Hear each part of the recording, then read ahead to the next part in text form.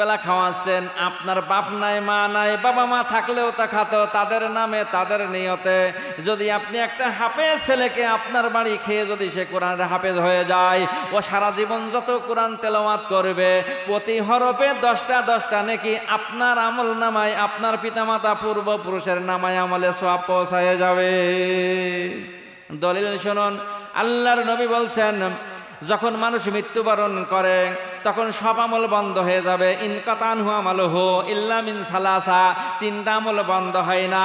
একটা আমল হলো কি, ওই ব্যক্তি যদি কোরআন শরীফ শিক্ষা করে থাকে, কোরআন শরীফ শিক্ষা করার পরে যদি আর কাউকে কোরআন শিক্ষা দিয়ে থাকেন, তাহলে হাফেজ সাহেব কোরআন পড়েছেন, আরেকজনের শিখাচ্ছেন, সে আরেকজনের শিখাচ্ছেন, এমনভাবে শিখতে শিখতে যাচ্ছে, তাহলে আমার থেকে যে শিখেছে সে আবার আরেকজনকে শিখাবে। এই যে সিলসিলা এটা জারি থাকবে, এমনিভাবে এই সওয়াব তার আমল নামাই পৌঁছাতে থাকবে।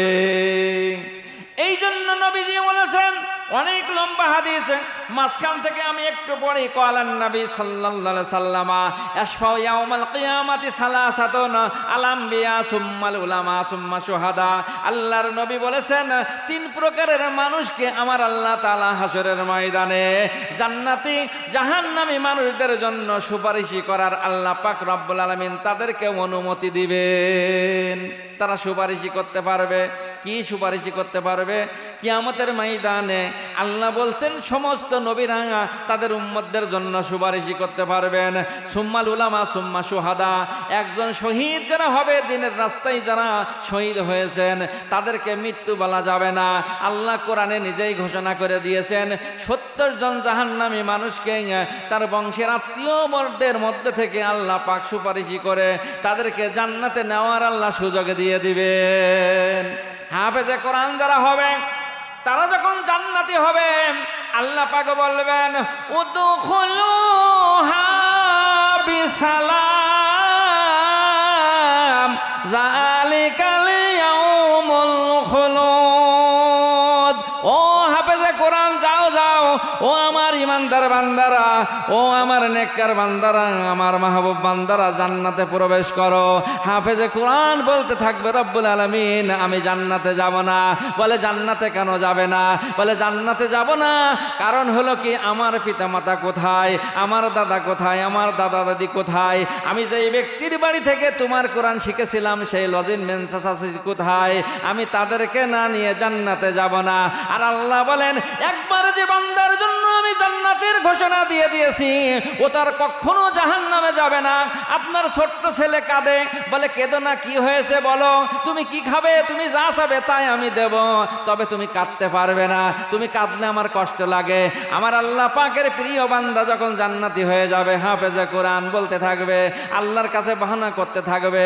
আল্লাহ পাকের নবী বলছেন বাবুল হাসর, বুখারী শরীফের বর্ণনা এসেছেন হাসরের ময়দানে এমনি ভাবেই হাফেজে কোরআন আশফাউ ইয়াউমাল কিয়ামাতি, কিয়ামতের ময়দানে সুপারিশ করতে পারবেন 10 জন জাহান্নামী মানুষ, যাদেরকে জাহান্নামের আপনার ধার্য করা হয়ে গিয়েছে, জাহান্নামী হয়ে গিয়েছেন, তাদেরকে সুপারিশ করে জান্নাতে নেওয়ার আল্লাহ সুযোগ দিয়ে দিবেন। এরপরে নবীজি বলছেন একে একে একে একে শত শত মানুষকে আল্লাহ পাক রব্বুল আলামিন এই হাফেজে কোরআনের ওসিলায় জান্নাত দিয়ে দিবেন। বুখারীর বর্ণনায় এসেছে হাসরের ময়দানে আল্লাহ হাফেজে কোরআনকে আলেমে হক্কানি যারা হবে, যারা জান্নাতি হবে, তাদেরকে জান্নাতে জাহান্নামের দ্বারে নিয়ে যাওয়া হবে। জাহান্নামের দ্বারে নিয়ে যাওয়ার পরে তাদেরকে বলা হবে যে তোমরা দেখো জাহান্নামের ভিতর থেকে আপনার তারা চিনতে পারবে, আলেম সাহেব হাফেজ সাহেবকে চিনতে পারবে। আপনার হাদিস পাকে বর্ণনা এসেছে যখন নাকি হাফেজ সাহেবের দাদা দেখবে এই তো আমার সেই পোতা ছেলে, সে জাহান্নাম থেকে বাহির হয়েছে বলবে তুমি তো আমার পোতা ছেলে অমুক। বলে না, তুমি আমার দাদা নাই, আমার দাদার চেহারা তো এমন ছিল না, জাহান্নামে পুড়ে পুড়ে চেহারা বিকৃত হয়ে গিয়েছে, দাদা আপনার দাদাকে চিনতে পাচ্ছেন না। আল্লাহ পাক রব্বুল আলামিনের হাবিব নবী বলেন আল্লাহ পাক রব্বুল আলামিন আদেশ করবেন ফেরেশতাদেরকে, ও ফেরেশতারা যাও যাও যাও, আমার এই বান্দাকে আবে হায়াতের পানি দিয়ে গোসল করায় দাও। আবে হায়াতের পানি দিয়ে গোসল করানোর পরে ওই মানুষটার চেহারা জান্নাতি মানুষের চেহারা হয়ে যাবে। এবার পরিচয় হবে, আপনার পোতা ছেলের সাথে দাদার সাথে পরিচয় হবে, কিন্তু দাদা বলতে থাকবে যে আমি বাহ্যিকভাবে সুন্দর জমা ফিরেছে, কিন্তু এখনো আমার পেটের ভিতরে জাহান্নামের আগুনের সেই উত্তপ্ত, আপনি গরমে, আমি কষ্ট পাচ্ছি।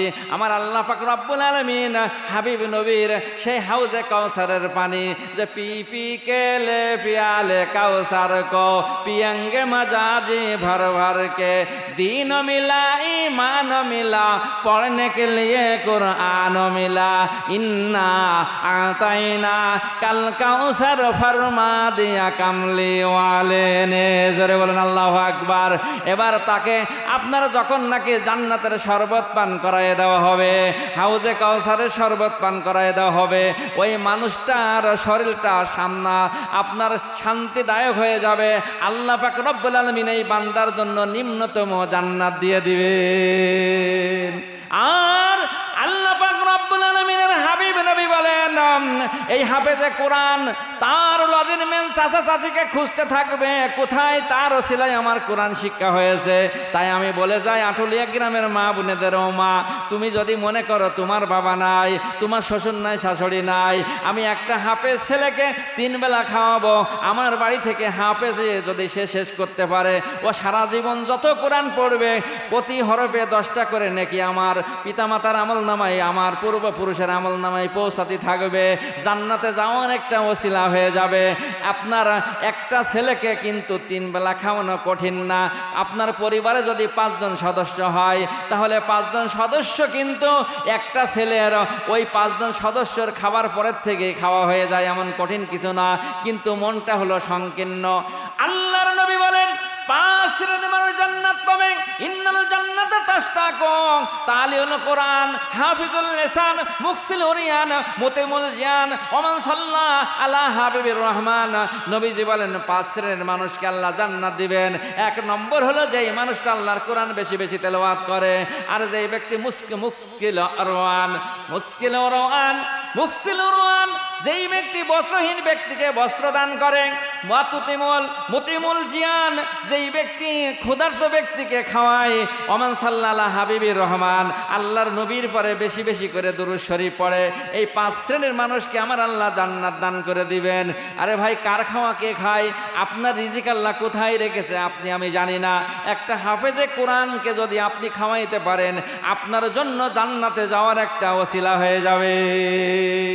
এই জন্য যেই সমস্ত মা বোনেরা এই তো রোস্তনপুর হাফিজিয়া মাদ্রাসায় 1-150 ছেলে ভ্যান চালকরা লজিন রাখে, 2 বাড়ি মিলে বলে না আমরা 1 বেলা করে খাওয়াবো, লজিন রাখার জন্য তাদের ওখানে আমরা দেখি ওটা তো আমাদেরই প্রতিষ্ঠান, আমরাই আপনার পরিচালনা করি।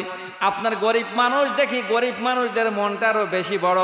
আবার ধনী ভাইরা মনে করবে তাহলে কি আমাদের মন ছোট না? একটা গরিব মানুষ কিন্তু 1 টাকা যদি দান করে, আর একটা ধনী মানুষ যদি 10 টাকা দান করে, কার সওয়াব বেশি বলেন? কার? যদি বলেন গরিব মানুষের বেশি, এবার ধনীরা বলবেন ধনীরা গরিব তাই তাহলে দান করুক, আমরা